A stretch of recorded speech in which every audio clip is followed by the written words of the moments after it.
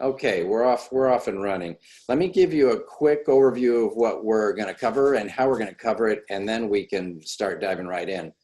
I'm in Montpelier, and Eric, where are you? I'm in Maplewood, New Jersey today, Detroit tomorrow. All right. So we're going to jump in with kind of about a 25-minute overview of the key points of the grant program. And we're not going to be stopping for questions along the way, but because we think we may be answering some of those as we go, but you should feel free to type questions as we go. And then we'll be curating those when we get through the intro and diving back into those for about 30 minutes of Q&A back and forth. Also, there'll be 2 points throughout the first 30 minutes where we'll send a poll out asking you guys questions to see how we're doing on delivering certain types of info and kind of get your immediate feedback. And we can all see some key areas of focus that we need to be hitting on in the Q&A. So one of the things that's come up quite a bit in early response so far is the definition around teaching artistry and what we mean by teaching artists. And since this is a grant specifically to support the work of teaching artists, I've asked Eric to kind of jump in and give us the once over on how we're defining that. So Eric?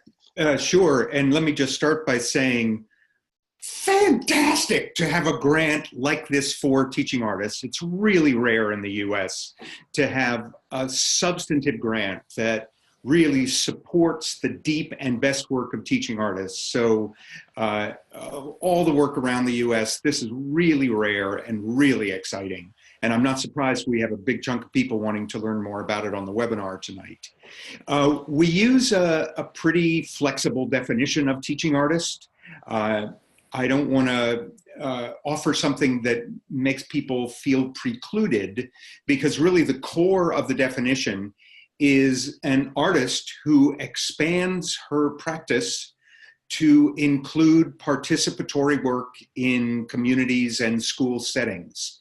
So it's a practicing artist who wants to work in direct, participatory, hands-on ways with people in communities to make things. Those of you who know some of the writing I've done have heard me write about what we call the purpose threads, the 7 different purposes for which teaching artists are hired. And this one falls pretty centrally in the community thread, that the work is to enhance the livability of a community and to deepen that community's commitment and awareness to a crucial social issue. Great. Thanks, Eric. So I'm going to just do a quick overview of the grant program, kind of the why, what, and who to get us started. And then we'll start burrowing into certain components of it. So first of all, as Eric first kind of exclaimed, that the whole point of this is to strengthen Vermont's teaching artist cohort and to really start embedding the notion of how teaching artists can impact community life and community development and have a more catalytic role in their community. So the way we framed this is really, though, around how can we grab a particularly juicy and challenging social change opportunity or challenge and have a teaching artist invite the community into that conversation. And of course, anybody who's working in community engaged art can apply. You may consider yourself a community artist. You may consider yourself a socially engaged artist. You may be familiar and comfortable with calling yourself a teaching artist. We're not going to get hung up on language of that designation. And I know that that's something that the field has been working through. And for our purposes, though, we're calling these change agents that we're funding teaching artists. As we've talked about this essential question, the earth is speaking and how do we respond? It's hopefully a compelling and intriguing question for you and your community. And there really is no right answer, of course, but we wanted it to be open-ended enough that you could find an entry point for a particularly hot topic that relates to that question in your community. And the goal of the project, the core goal of the project, is to bring deepen and heighten awareness of that challenge as it relates to the essential question. So as you are shaping your ideas of what you're going to do, be sure that that is your goal and not art making. Art making is a process that we use to achieve the goal of bringing heightened awareness to the essential question in our community. And of course, the outcomes are the art, but keep your eye on the target, which is the essential question. Eric, why don't you lead us a little bit into speaking about partnering in our communities? I will, and let me just add one note to what you were just saying, that of course we recognize that when you're working in rich, creative ways with a community, there's all kinds of side benefits, that the community comes together, that different players who don't usually get to work together in communities suddenly find kinship. So all kinds of side benefits accrue, but the goal here is really on that crucial key question and bringing the community into focus and active creation around it. And it's a partner project, in that we're not expecting individual teaching artists to get out there and do stuff and get people to support them. Rather, it is activating existing pockets of passion about this issue.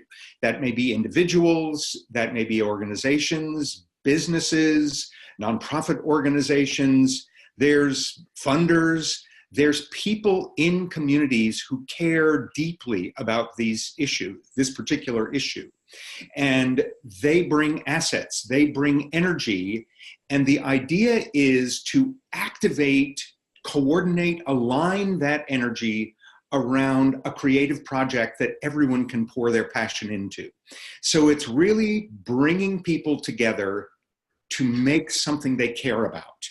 And the issue is finding where those pockets of existing energy and passion already exist, rather than trying to create them, and drawing in, and this is part of the facilitator skill of the teaching artists in this kind of work, is bringing them into coordinated, enthusiastic, collaborative creative work around a big and hopefully thrilling creative project. Great. So I'm gonna send out our first poll coming off of that conversation about community partners. And you should have an opportunity to respond to this on your screen now. I already have the context needed to build strong community partners for a project. Everybody please weigh in, and we'll let that go for a little while we talk, and then we'll share the results. Great. And with this poll, we're just getting a sense of how connected the people on this call already felt to the potential stakeholders who could be activated for a project like this. Great.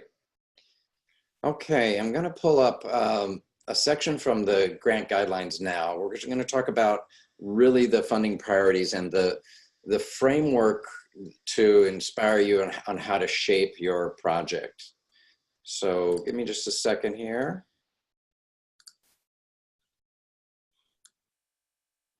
So everybody got the slide? Funding priorities, what are we looking for? This is an exact copy of out of the grant guidelines, but I just want to hit on these 5 points and be sure that we've got this in the conversation tonight. The very first point is possibly the most important, which is to inspire a diverse cross-sector group of community members to come together around the component of the essential question that you're highlighting. So how are we going to get different people, unusual suspects in the community to come together? Not like necessarily like-minded, but people from different areas of the community to come together. Then, of course, how is this project going to strengthen awareness of this essential question-related community challenge? What exactly are you going to do that's going to bring awareness to the community in a new way? And this next point is something that Eric talked a lot about in the community partner building. what are the assets that you already have in your community that are working towards this challenge, that are engaged with it already, so that you're not starting from ground zero, and you're aligning the work of others into a more cohesive and non-siloed way of thinking about the challenge. So bringing people together who are already thinking about it, and what kind of research have you done to figure that out? Oh yeah, so of course, what we hope, the best outcome is that after this project, there's a new energy in the community for this work on this, around this particular challenge.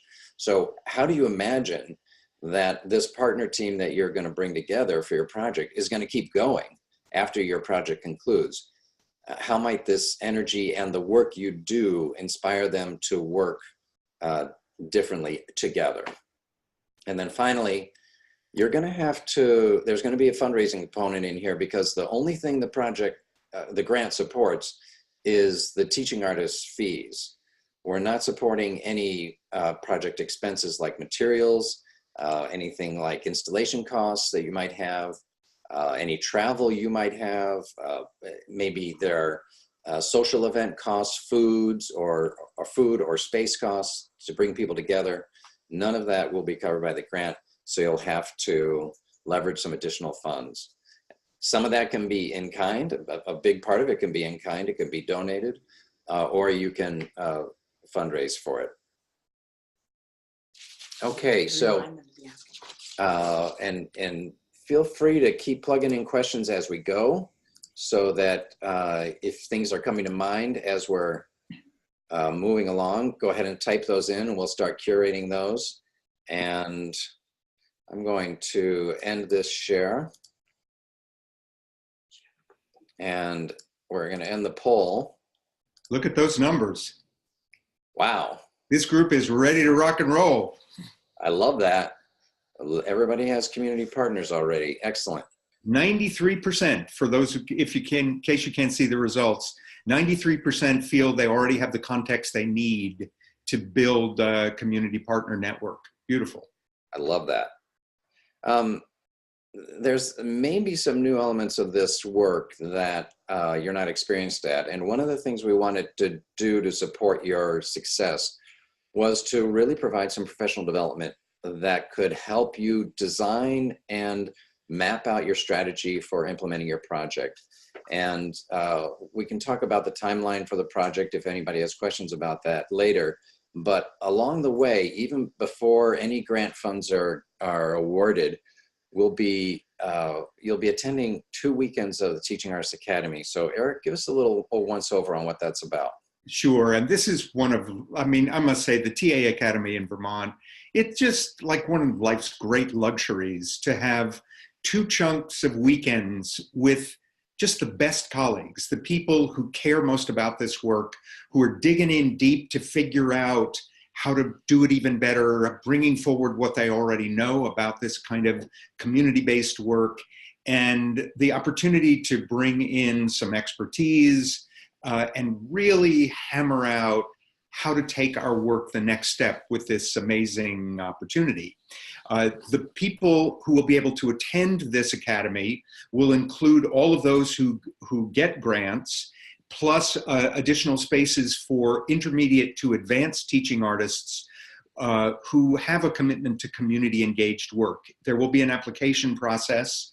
As in the past, we've been oversubscribed when we have a Teaching Artist Academy, so there is a selection process. And for those who attend, it's 2 weekends about a month apart that is just a deep dive into these particular issues. And, you know, just as Paul was describing the work a little bit before, there's some real expertise about how a teaching artist can facilitate cross-sector partnering. We usually tend to work with one body of participant, and there's a different set of facilitation skills when it's cross-sector. And indeed, facilitation skills itself, teaching artists are often naturally good at it, but there's, for a project of this scope and this much community coordination involved, there's another skill set for how do you really make the community pieces start to work and get creatively committed to the work. During this TA Academy, we have opportunities for your community partners to attend part of the time. So we'll be able to do some real planning and real, while the heat is on, while we're thinking about the teaching artist components of the work, to really dig in some planning and sharing the big ideas and sort of dial up the enthusiasm of the community partners that you'll be working with. And all of this will be focused on everything we can think of to make these projects succeed, to be satisfying for you, and to answer the questions we all have about how can we make this a powerful tool in Vermont in an ongoing way, really nation-leading stuff. Great, and I see we've got some questions coming in. You can upvote those questions. You'll see the little thumb like symbol. If you align with one of those questions, click on those, and those questions, the ones with more likes will go to the top of the list so we can see who's interested in hearing about those questions. So you can help us curate a little bit. Okay, I'm gonna talk about kind of the end game here of the projects, which is the culminating events. And what we expect, because there, as you've noticed, two key components to the culminating events. There's the event that'll happen in your community, the one that with your community partners in its place-based location. But as you build this, your artwork or your performance, whatever it becomes, you need to have an eye on it that it will also be presented at the Festival of Arts and Imagination in Montpelier in July, at the end of July or early August. So there are really two ways you need to be thinking about it. How can we bring the community together around our culminating event and have even more people engaged in what we've done through this experience? And then how can we share what we learned and what we built with the rest of the state? Because there'll be a convening from all over the state of these projects and other projects that we're building through another program. So it's really an opportunity to be in Montpelier, to see what the rest of the state, how the rest of the state is responding to the essential question, and also to brag a little bit about the cool work you did and show off and pride in your community, what you achieved. But there is I just want to be sure that there's a specific attention to the notion that your work needs to be transported to Montpelier for the festival. Okay, so I think we are through with our quick summary. Let me throw up a poll that will help us get a sense of where people are least clear. So I'm going to throw up a poll, and would you indicate which component of the project that we've just been fire hosing at you are you most uncertain about? And this can guide us in giving you further thoughts during this call.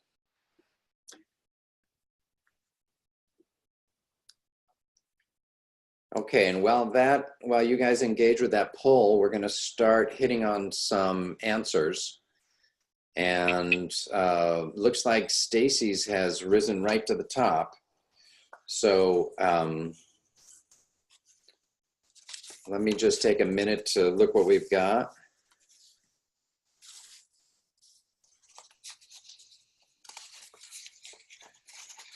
Is this an annual grant? If we're not chosen this year, can we have more or need more time to develop a proposal?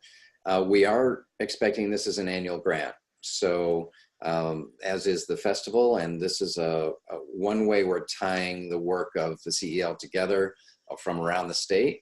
So yes, Stacy, there'll be other opportunities if all goes as well. And this is where I knock on a big chunk of wood that we expect to be making it every year. Is the essential question deliberately focused on the environment? That's a really good question, and we've already been pushed around a little bit on this from some calls we've been getting. The short answer is yes, but I suspect there may be some creative interpretations of that, and I'm going to give you one example. I had somebody who is dealing with land use and how the a particular tract of land in their community is going to be interpreted as being sustainable, and what its role in the community is. And it's a big acreage of a mountainside that this particular person's community is struggling with understanding how to reuse, because its main use as a ski resort is no longer functioning. So the community is grappling with how to use that land.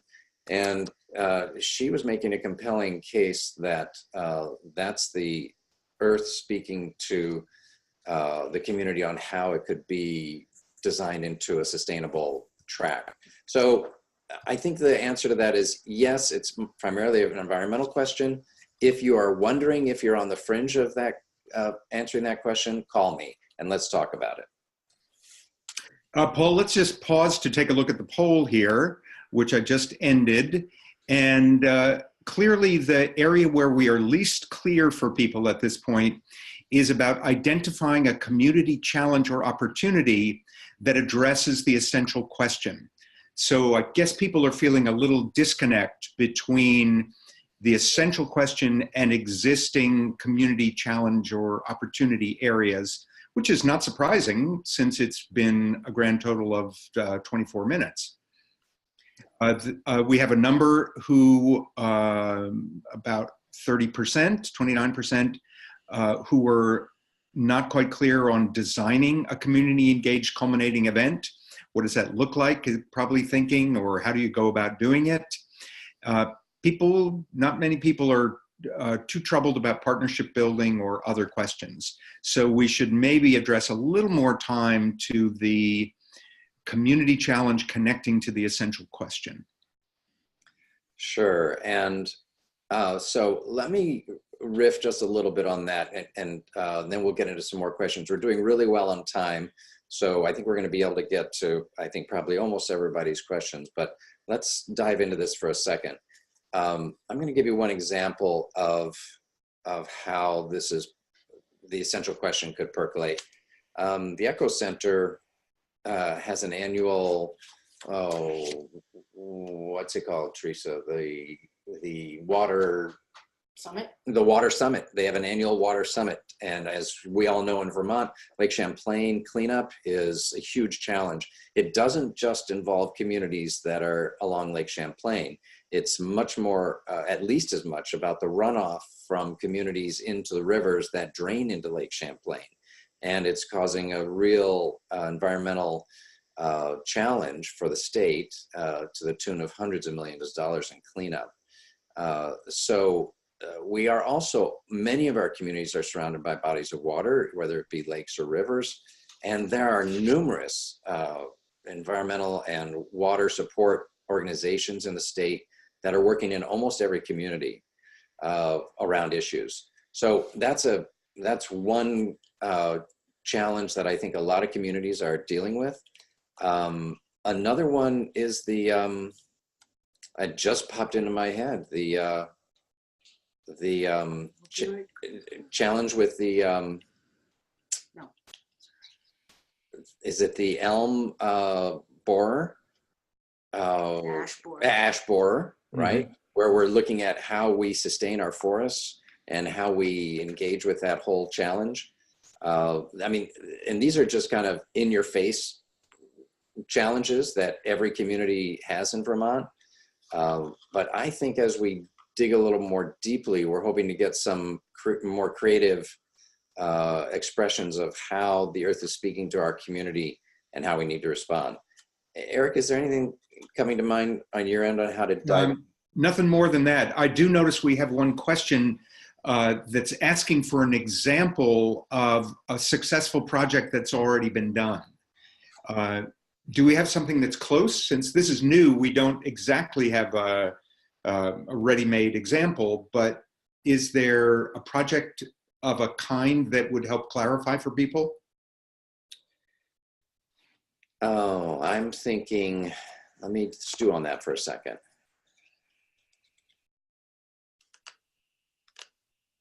Talk about Morrisville. It's not enough.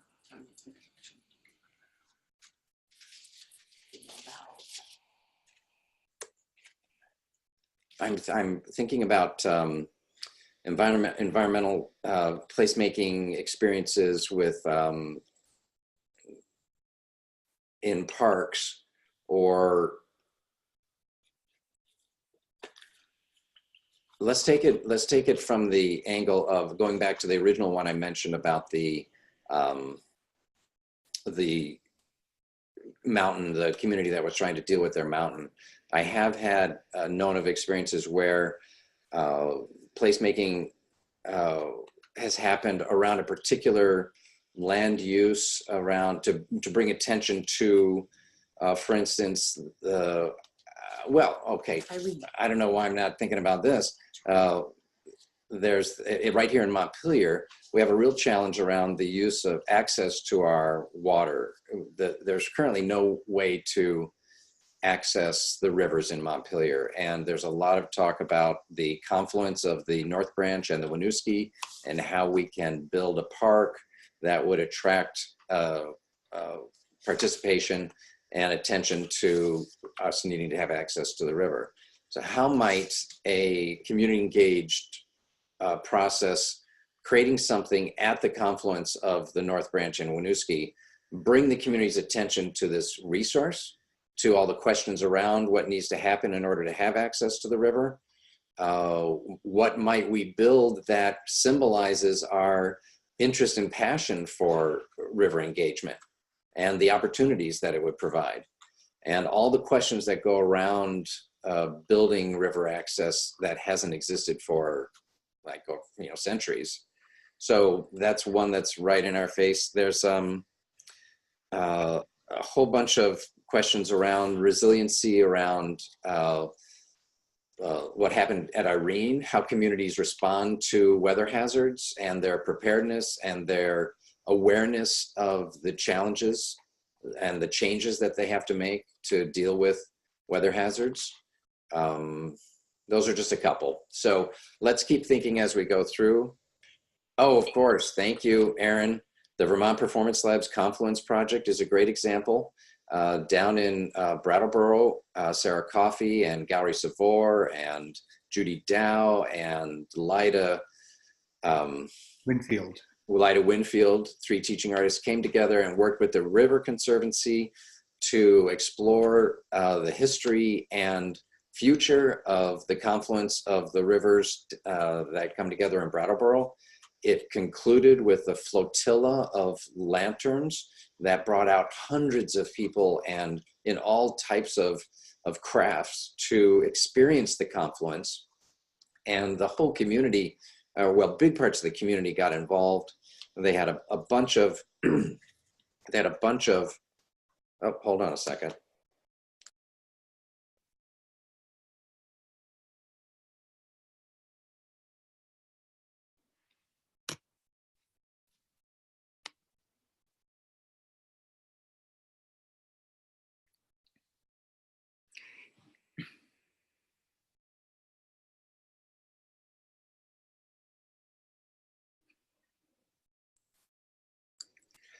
I'm back, script. but I got something. Fishbone. Got a fishbone. All right. I got all excited about that confluence project. All right, those are some examples. And what we're going to do is we're going to find some other examples, put those up on the website. Paul, there's a question that's kind of been bumped to the top from Kaz, asking about, here's his question: would the grant be applicable to community arts events that focus on a social justice issue which intersects with climate justice? So it's really a question of this other body of energy and concern as it rubs up against a climate justice issue. Would that be an applicable kind of project? Yeah, I think we're really interested in hearing what ideas you guys come up with. And again, I certainly think that could fly. Let's run with that and see where it goes and develop it a little bit. And then let's talk and see if we can brainstorm how it could be laid out in your LOI. Paul, there's a question from Stacy, a very practical question. Sorry to make you do all this answering while you're choking to death. Stacy asks, does the teaching artist have to reside in Vermont? Does the project proposed have to be in Vermont? And Stacy lives 5 miles from the border in New Hampshire and has worked in Vermont. She's just wondering about the boundary issues. Yes, this is for Vermont residents and for Vermont-based projects. So Stacy, it's killing me that you're so close. And I know that we travel back and forth, but we're sticking with this one for Vermont residents only. Okay, got some curated questions from Teresa here. Can the proposal be a project that has been facilitated by me on a smaller scale? Absolutely. If you have experience with a project that you want to bring to scale, let's do it. We did that one. We did that one. Is using alternative new mediums for art acceptable for this kind of project? Absolutely. I mean, we tried to cover all of the kind of the basic disciplines and mediums, but bring it on. Surprise us. Is this an annual grant? Yes, we did that one.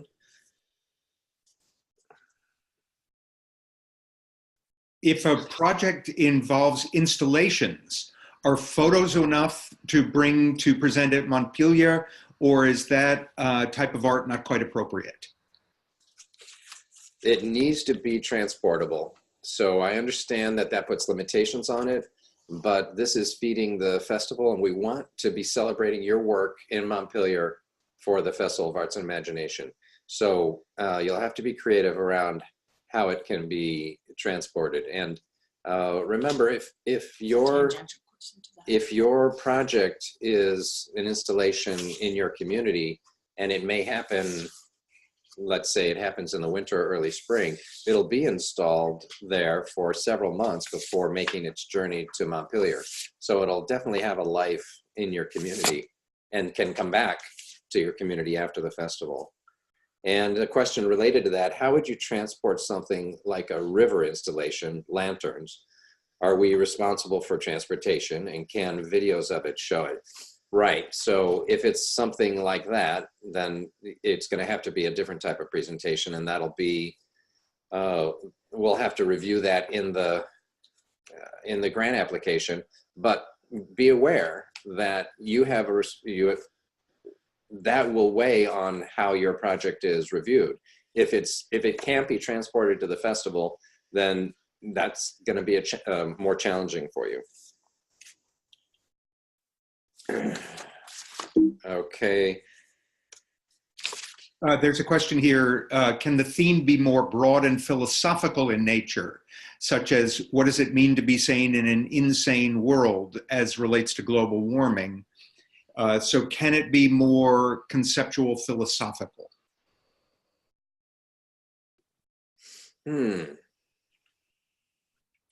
Yeah, I guess it depends on what the artistic fruition of that is. I think a lot of them will have a philosophical resonance, but I think the artistic expression of it needs to be compelling enough to bring the community together around it.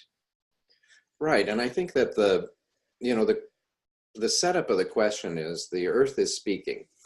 We are receiving signals that are challenging us to think differently. We are receiving signals from the Earth that we're on an unsustainable path and that humanity has to change.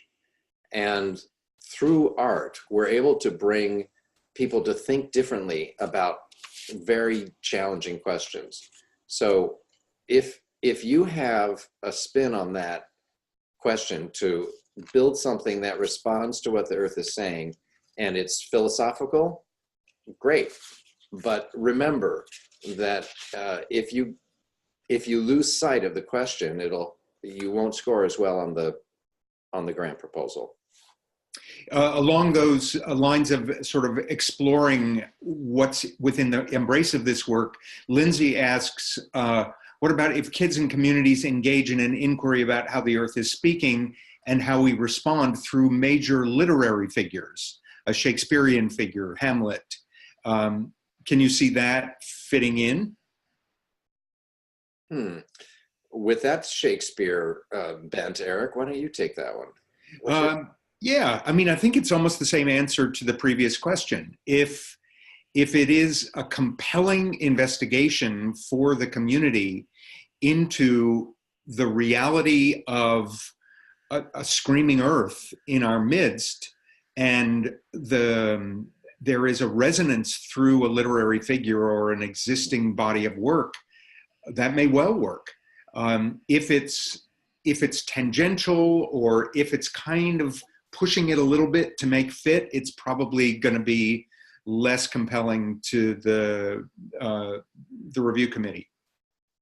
Here's one. Does teaching imply children, or may adults be participants? Absolutely multi-generational. Remember, one of the very first thing under the funding priorities was a diverse cross-sector of your community coming together. If you have only one age group in your project, you're not really getting much diversity. You're missing a whole chunk of diverse ideas. So absolutely, multi-age is great. Could this grant support artists who want to help with an existing event, or does the event/artwork have to be original to this proposal? Actually, I don't get that. Could this grant support artists who want to help with an existing event, or does the event/artwork have to be original to this proposal? Is it, if there's something pre-existing that maybe is already, they've already worked on in the community, could they lift that? Oh, I see. No, you have to make original art. It has to be, yeah, the whole point is to bring people together to make stuff they care about, and you're going to lead them into that artistic process. So I think this person is asking, if we didn't answer that question right, shoot us another follow-up question. Paul, there's a question here from Maura. Further to someone else's question, could Earth Speaking include the challenge of displacement of people due to economic and cultural forces and becoming new Vermonters? She is interested in literally the voices, songs of refugees and immigrants in Vermont, and wants to know if that fits. I think if they're refugees as a result of how their environment is forcing them to take that path, but you know, you're going to have to make a compelling case for how the refugees and their voices relate to how the earth is speaking to them and challenging them in a certain way. And if you can do that, absolutely. But don't lose sight of the essential question and jerry-rig something. If it feels too hard of a fit, you're probably right, it's too hard. Does the whole installation project need to be transportable? That's going to be something that you're going to have to figure out, and we're going to leave that up to each artist. But know that the impact of what you bring to the festival is a big part of what we're funding. We want this to be impactful in your community and impactful at the festival. So if you're dismantling it and only bringing a small portion of it, that won't score as well in the proposal if you make it to the final, as you describe it in your final proposal. Should the application come from just one person, or is it appropriate for a group? You can definitely have partners in the application, and I think there was an FAQ question about that on the website. You may have a partner team, and you may even share the grant with other individuals. So yes, you could have a partnership team. I can't do those. Here's a question from Amber that others may be thinking. How many grants will be awarded? If more than one, what are the primary criteria in decision-making? The strength of the proposal, resume, spreading grants around the state. Do you know what the criteria of selection will be, and how many will there be? We're hoping to award 5 to 8. The range is, the range of that will depend on the scope of the projects. And let me go back to this slide. And this is in the grant guidelines. It's not on the website, but it's in the PDF grant guideline that you can download. These are the 5 funding priorities that we'll be scoring the grants on.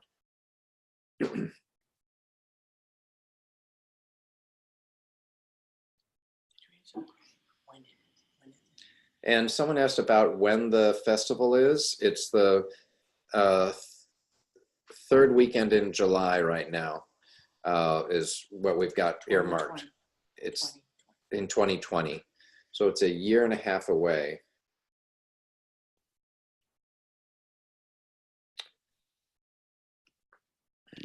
All right. Paul, here's 2 questions. One, the Earth's wisdom which we need to hear is often found in the elders of our community, quickly being lost and not downloaded to younger generations. A project making this connection through art, might that work? And I think that would work as long as the Earth's wisdom, which is, as long as the elders were speaking directly to how the Earth is speaking now, rather than historically. So yes, absolutely. If you want to have a project focused on senior voice around this question, cool. There's a question from Xavier. Is there any motivation to keep this devoid of politics? No, I haven't. I don't think so. Eric, any thoughts there? No, I mean, I think politics is going to appear, and it's a community conversation. It's communities working to go deeper into these issues, and politics are a part of that. So I don't think, you know, it's, this is a partisan endeavor, but politics are in the mix of this issue, and it certainly we wouldn't want to try to somehow exclude that from a community investigation of the issues. Here's one. How does the TA Academy grant interact with the Thriving Communities grant? And so just to review, the grant award includes a full scholarship to the Teaching Arts Academy. So if you receive a grant, the $2,500 of that covers your 2 weekends at the Academy.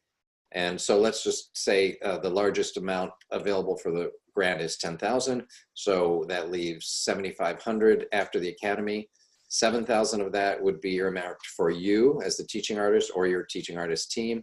And another $500 is earmarked for PR support, 10 hours of PR support to help publicize your culminating event and your project.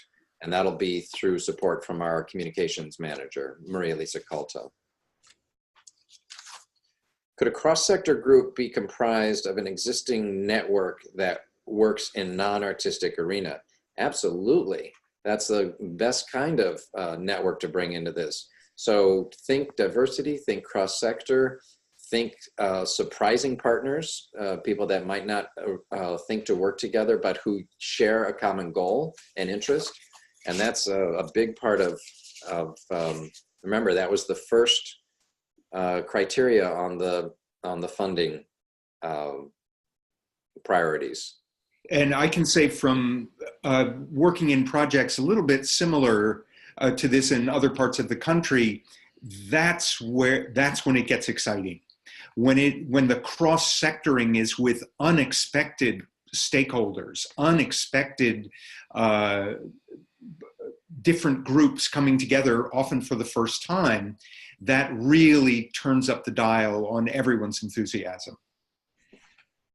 Does not being able to attend in October the TA Academy disqualify an applicant? Yes, you have to attend both weekends. It's a scaffolded, cumulative training, and it's critical to be at both of the weekends. So there'll be a requirement. And if, for instance, you're awarded a grant and you choose not to attend some of it, then the grant will be rescinded, which is why we don't start awarding the funding until the last day of the Teaching Arts Academy, when you'll receive your first 10% to start your planning. Let me just actually share one other thing with you, which I think might be helpful. This is the project and grant timeline. And although this is on the website, it's worth, I think, just to take a quick look at this together. The letter of interest is due in a couple of weeks, a little over a couple of weeks from now.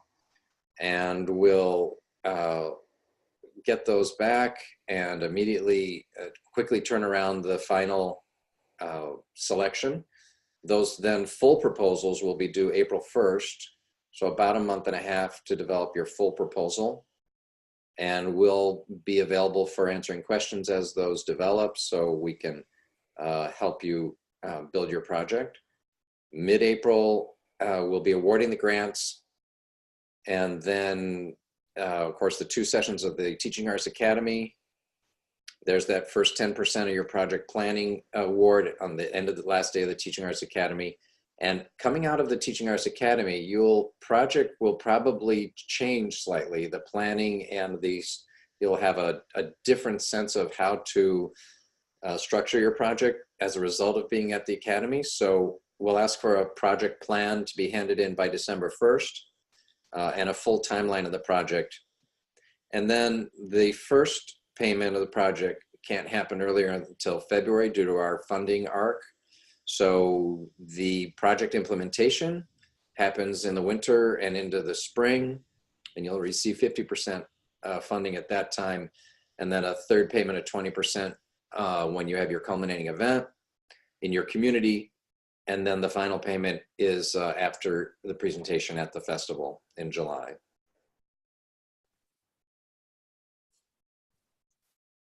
Are you looking for large collaborative community projects culminating in one substantial piece of art, or would students incidentally making art of their own in response to the essential question be suitable? So that's a really good question. And that really speaks to how you curate those works. If, for instance, you want to have a show of work, that could be possible, especially if collectively they came together as a whole, and it was more powerful as a whole than it was individually. Remember, we're looking for creative placemaking projects, and there are resources on the website about what exactly we mean by creative placemaking, but these are projects that by their creation compel people to come together. They create vibrancy, they create traffic, they create density of participation. So how you can interpret that in a lot of different ways, and there are tons of examples on the website and those resources that we've provided for you to help shape that. There's a question about small communities. Does it matter if it's a small community? Is that an issue of any kind? I'm sorry, say that again, Eric. The question is, Cabot is a small community. Is it of concern if the focus is, does the size of the community matter? Oh no, we're all small communities in Vermont. That's no problem. And sometimes in the projects we've done around the state, sometimes the most exciting ones are in small communities because Right. so much of the community can participate. And it really gets this exciting energy and kind of infuses all areas of the community. And that's one of the things we have going for us in Vermont. Our scale is so manageable. So absolutely. Now here's an interesting one, and I'm not sure I understand it. What's your passion and arts awareness here? I know you have thought long and hard for Vermont. Lindsay, I'm not sure what you're getting at there. Can you give us that in a different way? Type that out in a different way. Do projects need to be finalized by February 15th, LOI? No, you'll notice the LOI. Partners. Oh, do the project partners? No, and the question on the LOI, which is, the questions are both on the online form or in the grant guidelines. You don't have to have identified or confirmed all of your partners. So some may be confirmed, some may be just identified and yet to be confirmed. There's a question from John about, is there a connection with the Teachers Institute?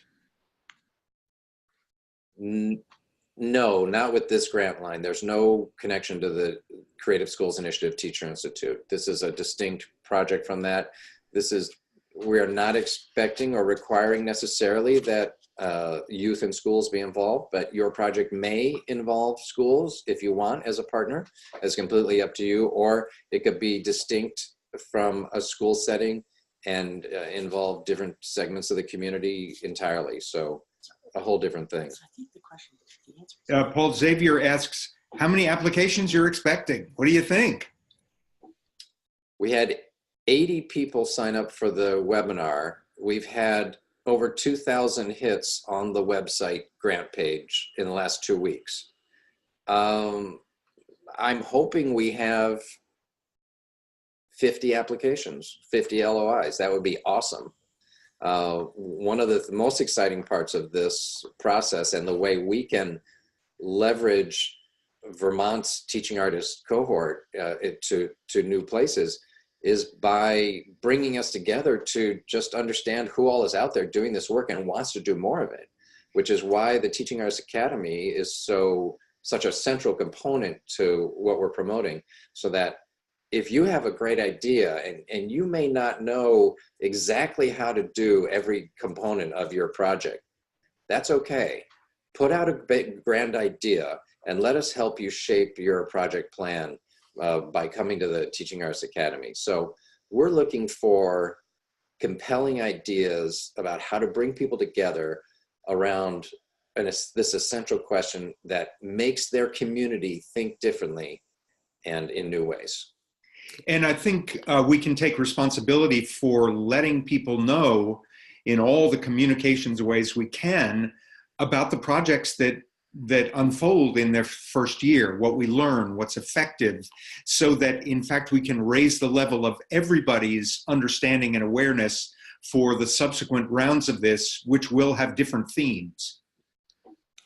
So here's a question. Can the project be used to help small rural schools bring awareness to their history in Vermont and importance of keeping schools open despite forced merger via Act 46?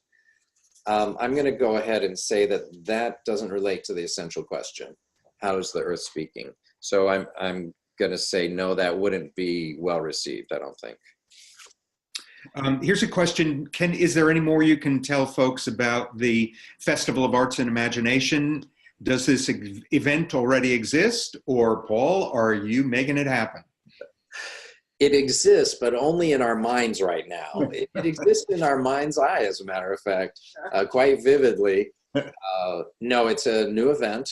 And actually, Teresa, who's sitting here with me, Teresa Murray Clausen, our partnerships manager, just mentioned something about that last question I read. The purpose of this new festival is to bring together the work of the Community Engagement Lab, both in schools around the state and in communities. And we've been building this work in different kind of legs of our outreach, first with mostly in schools, and now this is the next leg, working really in communities. So it's an exciting opportunity for us to bring Vermont together into the state capitol, to share out what we've learned through a creative process, and we're thrilled to be launching this next venture.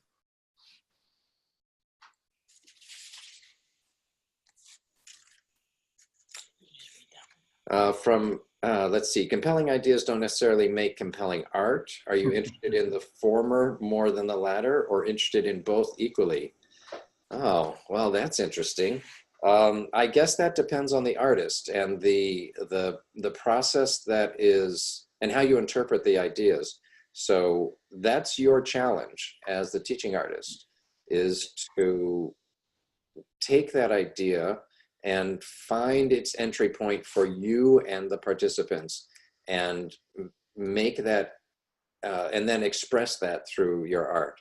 And Eric, I bet you have some thoughts on this. Yeah, actually, I would recommend people aim not at at art as the target, not as great ideas at the target, but at community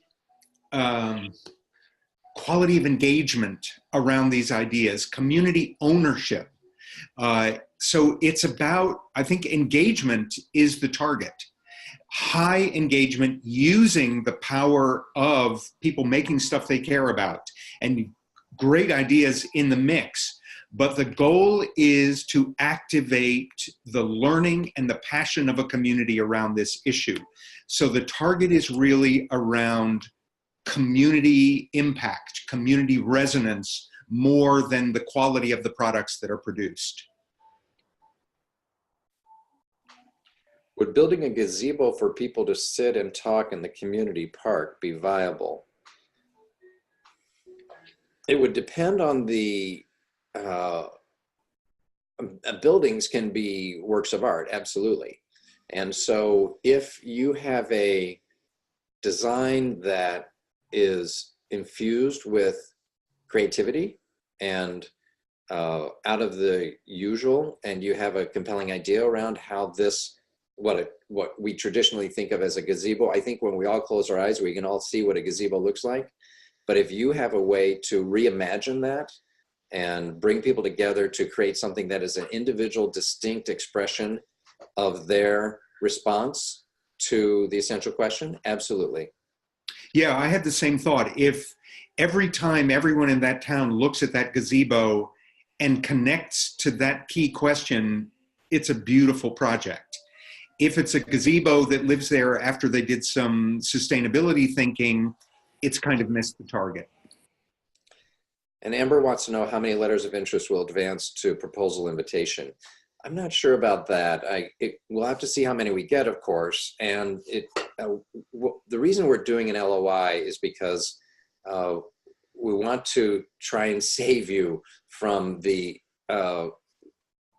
full proposal, which can be quite time consuming and kind of immersive. So what we'll try and do is find projects that we feel have real potential to be thrilling and exciting. And I'd love to say that that's going to be, you know, over half the proposals we get, but we don't have any track record here to know how many are going to come in. So I'm going to be intentionally vague here. It's all going to depend on the quality and strength of the LOIs. Is the application, in the application, is there room for examples of prior work? So when you go to the LOI, the letter of interest, you'll see that the last question is work samples, and you are able to submit 3 work samples, and there are instructions on how to upload them, whether they can be video, photo portfolios, there can be any type of work sample you want. So absolutely, we're interested in artistic quality and your prior work. There's a question about whether we have an example of what we'd like to see in an LOI. Well, you need to go to the website. The LOI is it's an online form. The questions are very explicit. And so go to the CEO website and click on programs and grant and scroll down to where it says apply. And actually, I'm going to show you that right now.